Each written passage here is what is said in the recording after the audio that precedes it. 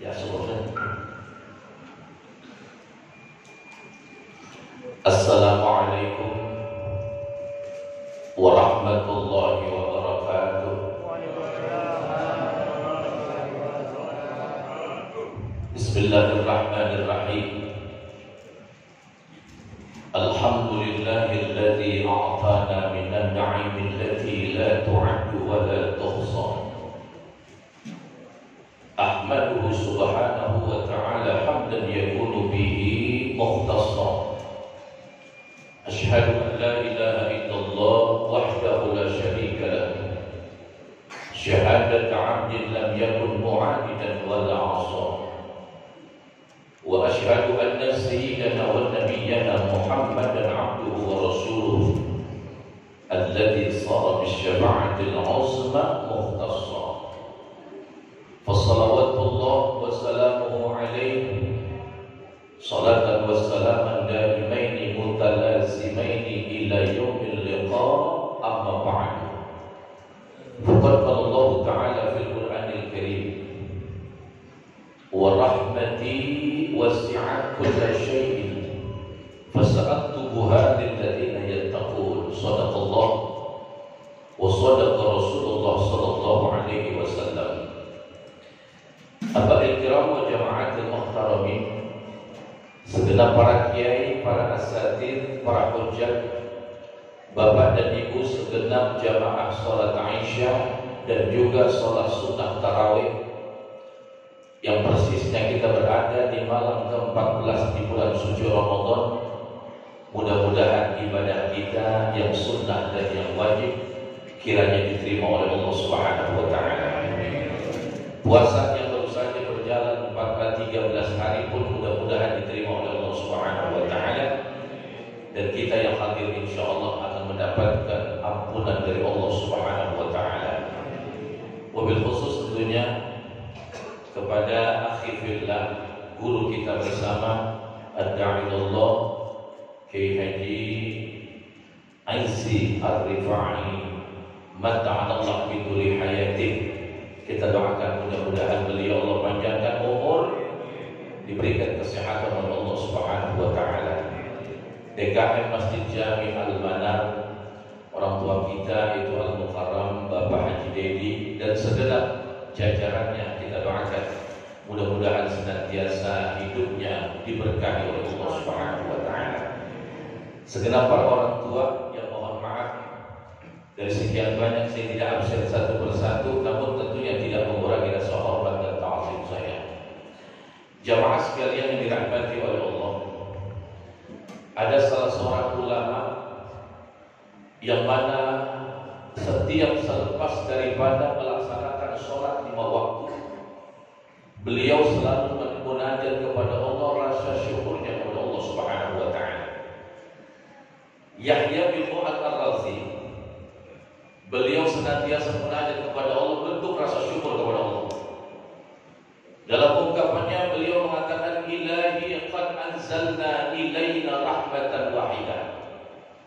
Ya Allah, ya Tuhanku, sungguh Engkau telah menurunkan satu rahmat kepada kami. Wa akramtana, maka dengan sebab di mana rahmat tersebut, di mana Engkau telah memuliakan kami. Wa hiya al-Islam, yaitu Islam. Lalu bagaimana ketika Engkau turunkan 100 rahmat kepada kami, fa'arju rahmatak, maka aku selalu berharap kepada Engkau atas rahmat-Mu. Jamaah sekalian, alhamdulillah kita bisa hadir ke tempat yang mulia ini dengan sebab rahmat Allah. Kita bisa melaksanakan ibadah-ibadah yang lainnya, melakukan hablum minnanas kita ini dengan sebab rahmat dari Allah Subhanahu wa taala. Kita bisa bergembira, bisa berbahagia pun itu dengan sebab rahmat Allah. Qul bi fadlillahi wa bi rahmatihi fabidzalika falyafrahu. Katakanlah ya Muhammad, dengan sebab karunia dan juga dengan sebab rahmatku, maka yang demikian itulah mereka berbahagia hidupnya ketika berada di alam dunia sampai pada akhirnya ketika kita berada di akhirat kelak. Jadi jamaah sekalian yang dirahmati oleh Allah Subhanahu wa taala, Sekalipun rahmat Allah dalam hitungan 10 malam pertama kita sudah selesai meninggalkan daripada rahmatun minallah, kita memasuki tahapan kedua yaitu maghfiratun minallah, bukan berarti rahmat Allah telah selesai, akan tetapi rahmat Allah akan selalu berada sampai pada akhirnya. Di mana dunia ini pun dihancurkan, tetap rahmat Allah akan memberikan kepada kita sebagai umat Islam yang beriman kepada Allah Subhanahu wa ta'ala. Jamaah sekalian, bahkan nanti kita masuk ke dalam surganya Allah bukan dengan sebab amaliyah kita, bukan dengan sebab sholat kita, bukan dengan sebab di mana ibadah-ibadah yang lain, akan tetapi kita masuk surga yang dimasukkan oleh Allah ke dalam surganya. Yang pertama dengan sebab rahmat Allah, yang kedua dengan sebab syafaat dari baginda Nabi besar Muhammad sallallahu alaihi wasallam. Rasulullah sallallahu alaihi wasallam pernah menyampaikan dalam satu hadisnya, ketika beliau berkumpul dengan para sahabat, beliau menyatakan, la yanju ahadukum bi amalihi. Wahai sahabat-sahabatku, bahwasanya kalian itu enggak bakal selamat dengan sebab amaliyah kalian. Jadi jamaah sekalian, kalau andai kata ada seorang guru, seorang kiai mengatakan kepada kita, Ustaz Aizin, Ustaz Haji Aizin mengatakan begitu, kita bingung. Antum ini masuk surga bukan dengan sebab kalian enggak bakal selamat dengan sebab sholat kalian. Kalian enggak bakal selamat dengan sebab puasa, ibadah, haji, umrah kalian. Ketika Rasulullah menyampaikan di hadapan para sahabat sedemikian adanya, faqalu, maka sahabat-sahabat bertanya, ya Rasulullah. Sahabat-sahabat bertanya, wala anta ya Rasulullah, termasuk ente wahai Rasul? Wala ana, termasuk saya. Illa ayataman ya Allah birahmatih, terkecuali di mana saya ini telah dibungkus oleh Allah Subhanahu wa ta'ala dengan rahmatnya, yaitu dengan rahmat Allah Subhanahu wa ta'ala. Lalu siapa ketika kita berada di alam dunia sebagai umat Rasul, siapa yang berhak mendapatkan rahmat Allah Subhanahu wa ta'ala? Dan siapa yang pantas untuk mendapatkan daripada rahmat Allah Subhanahu wa ta'ala? Jamaah sekalian, ulama sudah mensinyalir melalui fatwanya, wallahu yarhamu min ibadihi rahmah. Dialah Allah Subhanahu wa ta'ala yang senantiasa memberikan rahmatnya terhadap orang-orang yang memiliki sifat-sifat rahmah, sifat-sifat empati, sifat-sifat sosial, sifat-sifat kedermawanan, sifat-sifat yang bukan hanya sekedar memikirkan pribadinya, akan tetapi juga dia senantiasa memikirkan orang-orang yang berada di sekitar mereka. Jemaah sekalian, Rasulullah mentauhidi, innama yarhamullahu min ibadihi rahmah, hanya saja rahmat Allah diberikan terhadap manusia laisa bikasratil ibadah, bukan semata-mata karena mereka banyaknya ibadah kepada Allah, akan tetapi mereka yang memiliki sifat-sifat rohani. Jamaah sekalian, kalau seandainya kata tadi Rasulullah telah menyatakan wala ana, termasuk saya, illa ayataman ya Allah, terkecuali saya telah dibungkus dengan rahmat Allah Subhanahu wa ta'ala. Sebaliknya saudara, kalau kita sudah mendapatkan daripada rahmat Allah, semua pandangan-pandangan kita enggak ada yang jelek saudara. Kalau kita sudah mendapatkan rahmat dari Allah, semua menurut pandangan kita orang itu semuanya indah, semuanya cakep. Hadirin yang dirahmati oleh Allah, kalau kita mendengar bagaimana Habib al-Mahbub, Habib Ali Kuitan, beliau mendapatkan beberapa karamah dari Allah, itu dengan sebab beberapa hal diceritakan oleh Al-Marhum Al-Maghfurah Sayyidul Walid Al-Habib Ali bin Abdurrahman As-Sagaf. Yang pertama, beliau tidak pernah lepas daripada wudu. Ketika batal dia wudu lagi, itu yang pertama. Yang kedua, apa jemaah sekalian?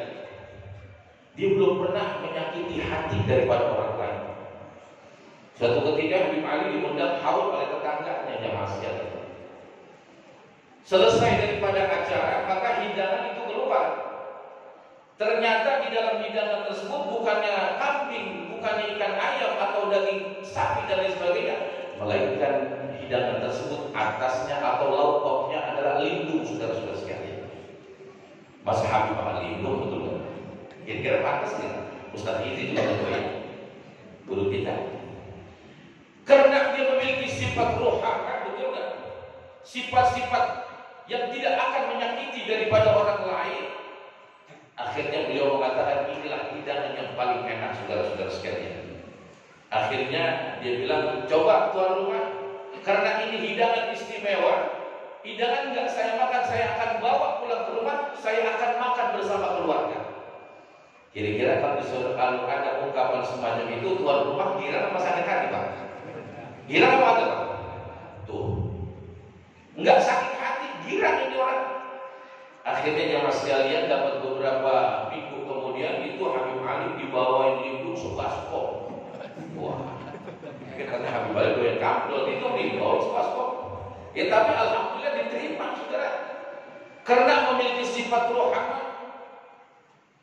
Kalau kita sudah mendapatkan rahmat dari Allah Subhanahu wa Ta'ala, jangankan tetangga yang seiman dengan kita, sekalipun yang tidak seiman dengan kita, ketika dia bertetangga dengan kita, dia memberikan sesuatu kepada kita dengan hati yang senyum, kita terima, alhamdulillah, ini hadiah dari Anda. Mudah-mudahan Anda mendapatkan hidayah dari Allah Subhanahu wa Ta'ala. Coba kalau Anda kata orang yang belum mendapatkan hidayah, ente di luar ente bukannya orang muslim, non muslim, Anda nggak mau makan ente. Jamaah sekalian, siapapun yang memberikan hadiah kepada kita, Allah telah memberikan hadiahnya melalui tangan-tangan siapa aja, menyalurkan rezekinya melalui tangan-tangan siapa aja. Ketika kita sudah mendapatkan rahmat dari Allah Subhanahu wa Ta'ala, maka dengan senyuman tersebut orang di luar daripada Islam, non muslim yang tidak seiman dengan kita, dia akan tersenyum.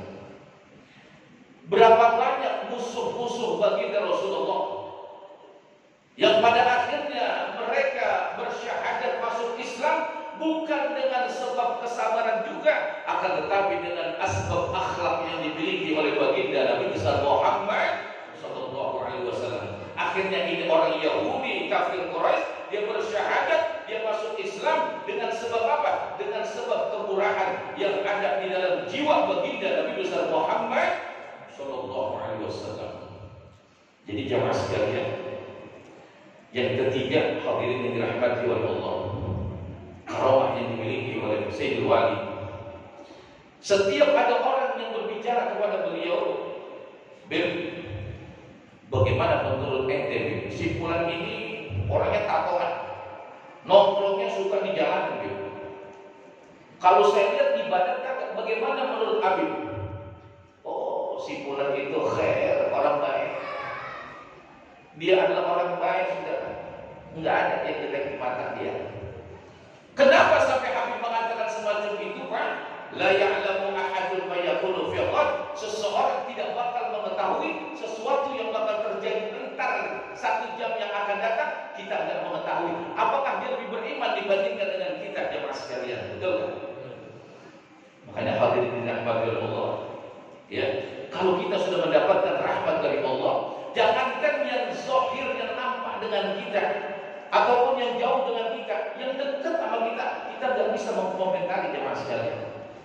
Sehingga Yahya Ibnu Aslam, beliau mencatat dalam satu tulisannya, masalah mantiq rajul illa arafa dzalika fi zahiri amali. Enggak patut bagi seseorang, enggak pantas bagi seseorang dia membicarakan orang lain terkecuali dia mengetahui sepak terjang perbuatan yang telah dilakukan oleh orang tersebut. Kan begitu, betul? Kalau kita kan enggak. Bukan hanya kita nih orang yang bodoh. Kadang-kadang orang yang lebih pintar, orang yang alim, ya, satu berita, dia beberapa berita disampaikannya. Hadirin yang dirahmati oleh Allah Subhanahu wa Ta'ala, orang yang sudah mendapatkan rahmat dari Allah, kata ahli hukam, tu'rafu rahmatur rajuli bi arba'ati asya'. Diketahuinya ini seseorang sudah memperoleh daripada rahmat Allah Subhanahu wa Ta'ala apabila di dalam dirinya tersebut ada 4 item, ada 4 macam perkara. Yang pertama apa kata ahli hikmah? Ayyamna lisanahu minal furur. Orang yang sudah memperoleh daripada rahmat Allah, bahwasanya ia mampu menjaga, memelihara, mengekang lisannya. Bikasratil kalam, banyaknya ia berpendapat, karena dengan asbab banyaknya berpendapat akan timbul kazab, kebohongan. Betul nggak Pak? Orang kalau banyak bohong Pak, ujung-ujungnya pas bohong. Betul nggak? Yang kedua akan timbul yang namanya ya ada kazab dan juga ghibah. Akan timbul ghibah. Ketika berbicara begitu banyaknya, timbul ghibah. Ini udah pasti Pak. Yang ketiga akan timbul yang namanya an-namam, akhirnya ujung-ujungnya menjelek-jelekan orang, mengadu domba di antara umat manusia. Karena Rasulullah SAW di dalam satu riwayatnya beliau mengatakan, tuba liman malaka lisanahu. Beruntung bagi umat Rasulullah yang ketika di masa hidupnya dia selalu menjaga lisannya, dia akan selamat dan diselamatkan oleh Allah Subhanahu wa taala.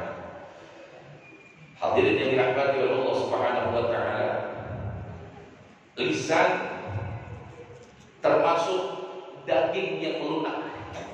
Tapi tak sedikit nanti Pak lisan ini, di mana seseorang ini masuk ke dalam neraka jahanam itu dengan sebab lidah. Enggak sedikit pula nanti orang bakal selamat dengan sebab lisan. Bahkan Pak jemaah sekalian, ibadah yang selama ini kita laksanakan itu bisa dihapus pahalanya oleh Allah itu dengan sebab lisan. Al-istighal bi'uyubil khalqi, orang yang sibuk dengan aib-aib orang lain.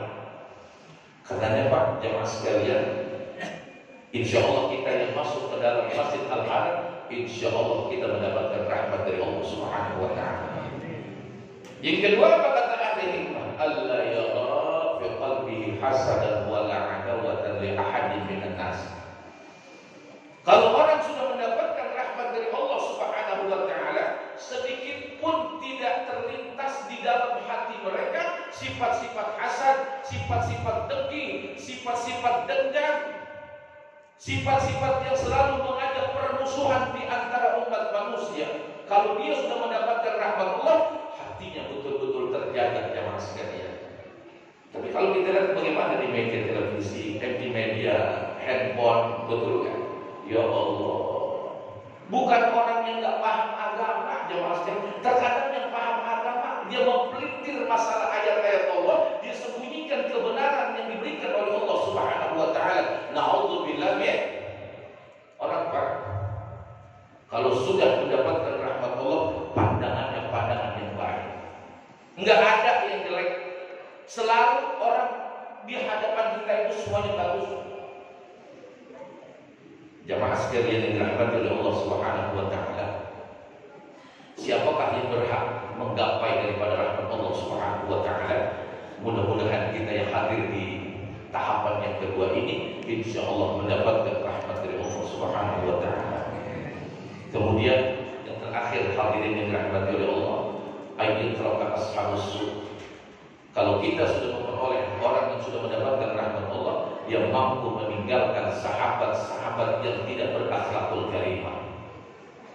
Yang terakhir, ayyakuna musta'idan lil maut, orang yang sudah mendapatkan rahmat Allah, hidupnya di dunia ini dia selalu mempersiapkan amaliyah yang baik untuk persiapan ketika nanti ya kita diambil roh kita oleh Allah.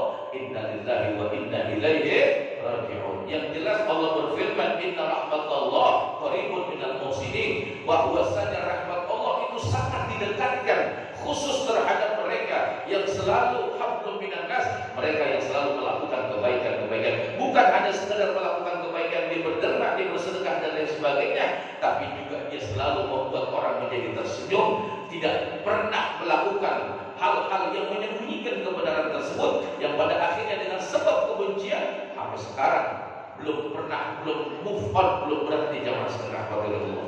Oleh karenanya kita bersyukur kepada Allah Subhanahu wa taala bahwasanya daerah Pulau Gadung ini ya termasuk hamba-hamba Allah ya yang sunnah wal jamaah yang sampai saat ini indah di dalam dakwahnya, yang selalu mengajak persatuan dan kesatuan di antara umat Islam, persatuan dan kesatuan di antara golongan. Insyaallah Pulau Gadung termasuk ya daerah yang aman, daerah yang senantiasa selalu dijujurkan rahmat dari Allah Subhanahu wa taala. Mungkin hanya inilah yang dapat saya sampaikan, lebih kurang mohon maaf. Hadallahu wa iyyakum ajma'in. Assalamualaikum warahmatullahi wabarakatuh.